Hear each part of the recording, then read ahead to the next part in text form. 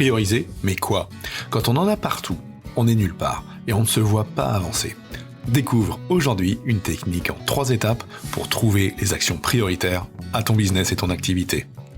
Bienvenue dans Booster d'efficacité, le podcast pour toi, entrepreneur, manager et dirigeant, aguerri ou en devenir, qui souhaite améliorer son organisation, booster son job et son business, ainsi qu'obtenir les meilleurs conseils pratiques, pragmatiques et surtout utiles. Je suis Fabien Muselet, coach professionnel, et dans chaque épisode, je traiterai d'un sujet seul ou bien accompagné pour t'aider à devenir le leader engagé, organisé et serein sans rogner sur ta vie perso. Avec Booster d'efficacité, chaque semaine, tu ne seras plus seul face à tes défis de leader de ton business. Je te souhaite une super écoute de ce podcast. Hey, salut, bon retour sur Booster d'efficacité. Je suis Fabien, ton coach en productivité. On va explorer ensemble les outils pour enlever les barrières vers le développement de ton activité. Aujourd'hui, j'ai prévu de te parler de priorisation d'objectifs avec une méthode qui viendrait de Warren Buffett, l'homme d'affaires américain qui a réussi à devenir milliardaire avec ses investissements en bourse. Prioriser des objectifs, c'est jamais simple. Si t'es comme moi, tu dois être impatient de réussir tout ce que tu entreprends. Que ce soit monter ton équipe, réussir ton business, être le leader de ton domaine, monter ta boîte, te dégager du temps pour tes loisirs, passer plus de temps avec ton équipe, bref, tout ça reste d'innombrables objectifs. On a souvent, avec cette impatience, telle que je disais, l'habitude de commencer un peu partout. Et c'est là où on se voit pas avancer et ça joue sur le moral. C'est un peu comme parfois les travaux qu'on veut faire dans sa maison, on attaque d'un côté, on attaque de l'autre, et puis finalement, on vit pendant des années et des années dans les travaux. Alors le but des objectifs que tu peux te fixer, c'est d'aller justement vers ta réussite, et de cocher des jalons pour aller vers la suite. C'est un petit peu aussi comme à l'école, où on avait une matière, on l'a révisée à fond pendant quelques temps, et puis il y avait le contrôle salvateur qui nous permettait de passer à autre chose, bien souvent de plus conséquent, ou alors d'être définitivement débarrassé de cette matière qu'on n'aime pas. Moi, c'était la résistance des matériaux, par exemple.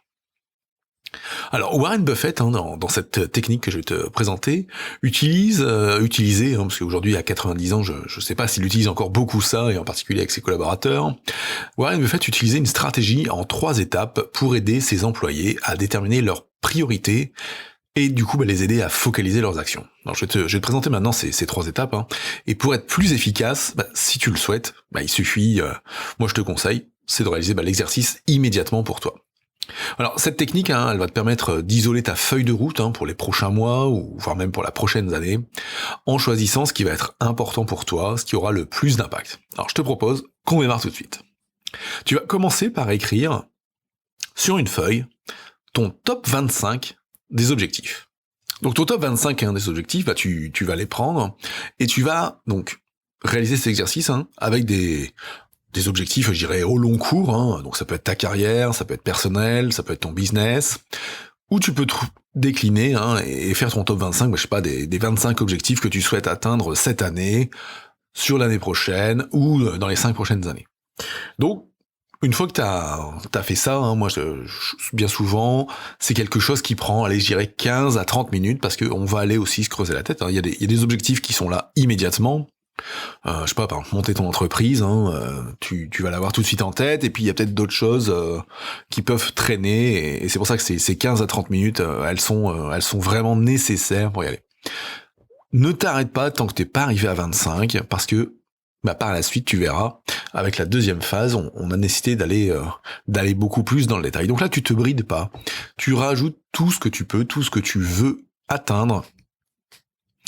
Et puis, gérer cet exercice, soit tu le fais, comme je disais juste avant, par domaine, donc tu fais tes 25 objectifs de carrière, tes 25 objectifs personnels, tes 25 objectifs business, ou tu te fais 25 objectifs qui reprennent un peu de chaque élément. La deuxième étape, une fois que tu as fait ton top 25, et donc que tu as défini vraiment ces 25 objectifs prioritaires, c'est qu'on va les écrémer. Et c'est là où tu vas faire les premiers choix de définir tes priorités, c'est que tu vas aller prendre dans ton top 25, après l'avoir relu de manière très attentionnée, tu vas aller entourer les 5 objectifs qui auront le plus d'impact sur ta vie. Je ne demande pas les 5 objectifs qui te plaisent le plus, mais vraiment ceux qui auront le plus d'impact sur ta vie, ceux qui te permettront d'avancer vraiment dans tes priorités de business, des priorités de job ou tes priorités personnelles. Donc, on prend sa liste de top 25 et on choisit, on entoure ces 5 objectifs majeurs, ceux qui auront le plus d'impact pour soi. De cette manière, tu auras 2 listes, un top 25, donc ce qui va être entouré, et une deuxième liste avec les 20 objectifs que tu auras mis de côté de ton top 25, et on appellera cette liste ton flop 20. Alors flop 20, tu vas me dire, ça a une connotation négative, mais justement, on veut que cette nouvelle liste, elle reste de côté. Parce que tout ce que tu n'as donc pas mis dans ton top 5, c'est ton flop 20, ce sont les objectifs que tu vas devoir éviter. Ce sont des objectifs sur lesquels tu ne devras mettre aucune énergie. T'as pas le droit d'y toucher. En fait, tu n'as pas le droit d'y toucher tant que tu n'auras pas atteint, à minima, un premier objectif de ton top 5. Donc, élimine vraiment, sans pitié, toutes les actions qui te pousseraient hors focus de ton top 5. Tout ce qui te fera procrastiner, à aller bidouiller d'autres choses, tu dois le mettre de côté. Et donc c'est pour ça que quand tu as ta liste de top 5, moi je conseille souvent c'est de l'imprimer, se faire une belle affiche et de se la mettre face à soi dans son bureau pour l'avoir en ligne de mire chaque jour et être focus là-dessus. Moi j'aime bien que ce top 5 soit atteint à 100% avant de passer à un nouveau top 5 issu de ton flop 20. Il y a d'autres personnes qui une fois qu'elles atteignent un premier objectif du top 5, rajoutent un objectif du flop 20. Moi, je le préconise pas parce que sinon ça peut nous écarter du chemin vers d'autres objectifs plus prioritaires. Donc voilà, donc t'as 2 choix là. Au fur et à mesure que tu réalises un objectif, soit tu vas piocher dans ton flop 20 pour en rajouter un nouveau, ou soit, tel que moi je le préconise, tu finis tout ton top 5 avant de t'en créer un nouveau. Et c'est là où en fait tu vas vraiment avoir une clarification très propre de ce que tu veux définir, parce que tu t'es donné, libre cours à ta créativité dans la première phase, en définissant ton top 25. Ensuite, tu as fait vraiment le travail d'écrémage, de choix de priorisation pour ce qui aura le plus d'impact pour toi et ton job dans ta vie avec ton top 5. Et ensuite, tu mets de côté tout ce qui est en rapport avec le flop 20 jusqu'à ce que tu aies besoin de t'identifier et de passer à de nouveaux objectifs. Donc en conseil, ensuite, termine tes objectifs, désormais les uns après les autres, et supprime vraiment de ta liste tout ce qui n'a pas à y être. Fais attention parfois. Alors parfois on peut être tenté d'aller faire un petit objectif entre deux, et d'en enlever un du top 5. Ça peut être dangereux parce que ça t'écarte vraiment du chemin vers ta réussite. C'est pour ça qu'il faut vraiment mettre de côté ce flop 20 de côté pour te concentrer sur ton top 5. Sinon il y a un truc, c'est que le naturel te poussera à revenir à bosser par-ci, par-là, et à vouloir être partout, tu connais la chanson, on finit par être nulle part. D'ailleurs, si tu veux progresser vers tes objectifs et réussir vraiment dans ton domaine d'activité, moi je t'encourage, c'est à réaliser un audit de productivité. Et ça tombe bien parce que j'ai défini un nouvel outil qui est offert, un audit de productivité offert pour t'aider à créer justement ton plan d'action individualisé en moins de 15 minutes. Alors cet audit, tu pourras le réaliser en te rendant directement sur fabien.coach/audit ou en cliquant dans les notes de l'épisode. Tu auras accès à un formulaire auquel tu devras répondre pour faire le point de ton organisation selon 7 axes de gestion du temps. Et on pourra même, quand tu auras réalisé ton audit, débriefer ensemble.